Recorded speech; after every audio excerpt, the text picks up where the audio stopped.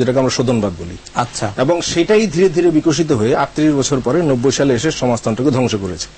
তাহলে একটা সমাজতন্ত্র এক নিয়মে চলে, পুঁজিবাদ এক নিয়মে চলে। তাহলে সমাজতান্ত্রিক ব্যবস্থার মধ্যে যখন আপনি পুঁজিবাদী নিয়মগুলি চালু করবেন, মন মানসিকতা, ভাব মানস সেগুলি নিয়ে আসবেন, অর্থনৈতিক নিয়মগুলি সেখানে নিয়ে আসবেন, পুরনো ব্যবস্থার অনেক উপাদান ঢুকিয়ে দেবেন, তাহলে ওই ব্যবস্থা টিকতে পারে না।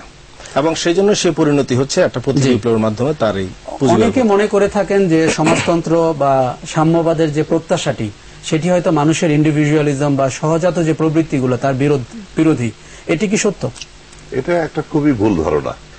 কেননা মানুষের যে ব্যক্তি স্বাধীনতা, তার যে সৃজনশীল উদ্যোগ, সেটাকে কিন্তু নিয়ন্ত্রণ করে ফেলে পুঁজিবাদ। পুঁজিবাদ সবকিছুকে পণ্যে পরিণত করে। মানুষের প্রতিভা, তার সৃজনশীল ক্ষমতা, সেটাও পণ্যে পরিণত হয়ে যায় এবং তারা মজুরি দাসে পরিণত হয় এবং তাদেরকে তারা কেনাবেচা করে মিডিয়ার মাধ্যমে, বিভিন্ন কিছুর মাধ্যমে তারা সেগুলিকে নিয়ন্ত্রণ করে।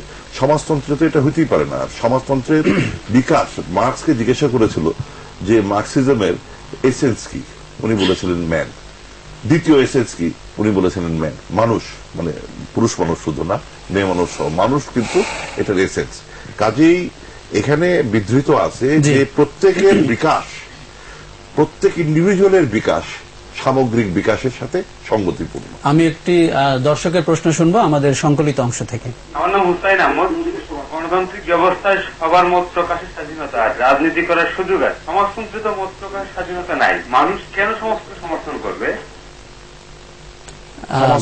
সমাজতন্ত্রে মত প্রকাশের স্বাধীনতা নাই, সেখানে একটি পার্টির মত প্রকাশ করতে দেওয়া হয়। এটা সম্পূর্ণ ভুল ধারণা। সমাজতান্ত্রিক দেশে মত প্রকাশের স্বাধীনতা কেন থাকবে না? মত প্রকাশের স্বাধীনতা থাকবে। কিন্তু আমরা কি সেগুলো দেখেছি সোভিয়েত ইউনিয়নে? সোভিয়েত ইউনিয়নে তো এক পার্টি সিস্টেমটা কিন্তু সোভিয়েত ইউনিয়নের বিপ্লবের পর সঙ্গে সঙ্গে হয়নি। আমাদের এখানে যেমন দেশ স্বাধীন হওয়ার পর জামাতে ইসলামী কিন্তু ব্যান করতে হয়নি। জামাতে ইসলামী তারা পালিয়ে গেছিল, আত্মগোপন করেছিল, সেই রাজনীতি করার কোন সুযোগ ছিল না। সোভিয়েত ইউনিয়নেও একটা সময় এরকম হয়েছিল, অন্যান্য কিছু যেগুলি পার্টি, সেই পার্টিগুলি প্রতি বিপ্লবের পক্ষে তারা অবস্থান নিয়েছিল।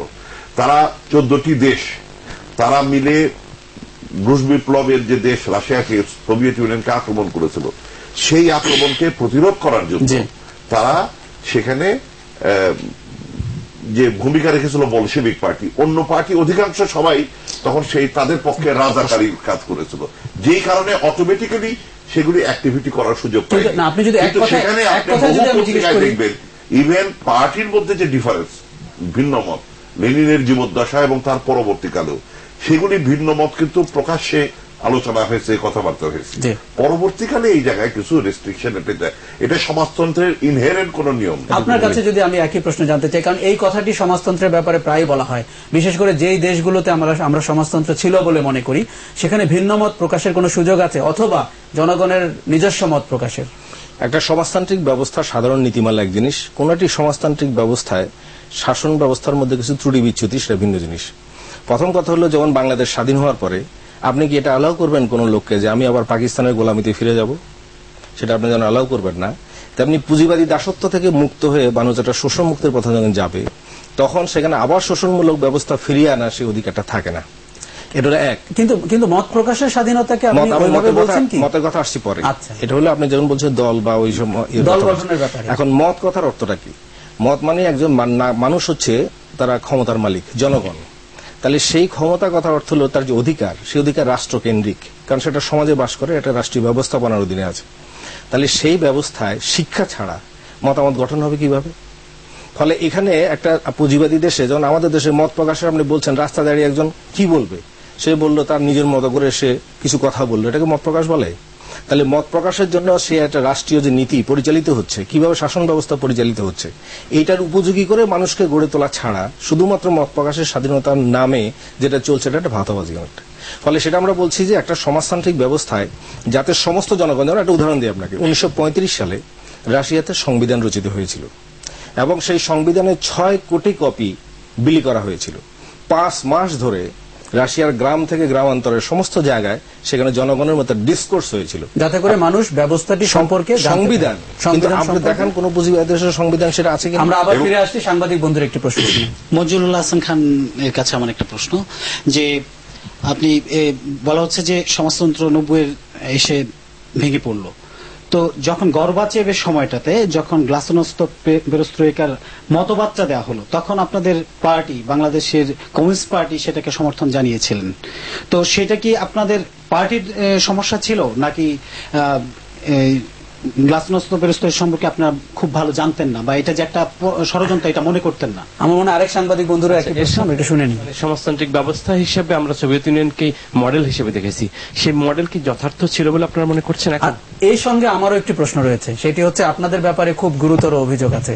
সেটি আপনারা হয় চীন অথবা সোভিয়েত ইউনিয়ন কোনো না কোনো একটি নীতি আদর্শ দ্বারা পরিচালিত হন, দেশীয় প্রেক্ষাপটকে কম বিবেচনায় রাখেন। তিনটি প্রশ্ন। 1 নম্বর প্রশ্ন, গর্বাচেভের সম্পর্কে আমাদের পার্টির মধ্যে মতভেদ ছিল।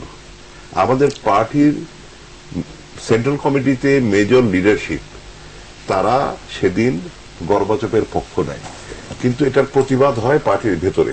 এবং আপনারা জানেন যে একটা পর্যায়ে আমি বিবৃতি দিয়ে যখন দেখলাম এটা ঠেকানো যাচ্ছে না, তখন আমি বিবৃতি দিয়ে সেই সময় রিজাইন করি। এই ইস্যুতে স্টেটমেন্ট দিয়ে আমি রিজাইন করি। পরে আমাকে রেজিগনেশনটা অ্যাকসেপ্ট না করে আমাকে সাময়িকভাবে বহিষ্কার করা হয়।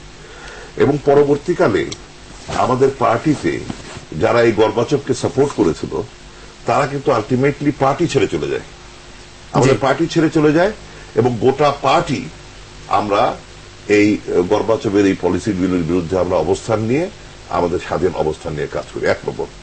2 নম্বর হচ্ছে আপনি যেটা বললেন যে একটা বলা হতো যে মস্কোতে বৃষ্টি হলে আমরা ছাতা ধরি, অথবা পেকিং এ চীনে বৃষ্টি হলে কেউ ছাতা ধরে, সেটি রোধ কিন্তু দেখেন আমাদের পার্টিতে হ্যাঁ এটা ছিল, যারা ছাতা ধরতেন তারা কিন্তু পার্টি ছেড়ে চলে গেছে।